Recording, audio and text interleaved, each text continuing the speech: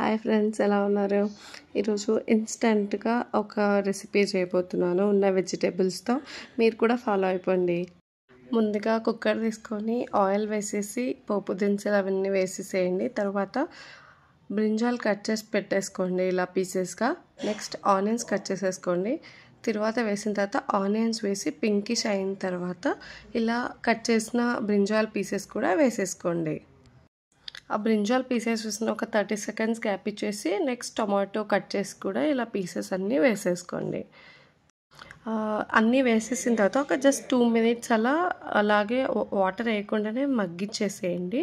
అప్పుడు మంచి టేస్ట్ అనేది వస్తుంది. మీరు కావాలంటే ఒకసారి స్పూన్ తీసుకొని మొత్తం ఒకసారి మిక్స్ చేసేయచ్చు ఇలా. మెయిన్ టైం మనం కొబ్బరి పొడి చేసి పెట్టుకోవాలి.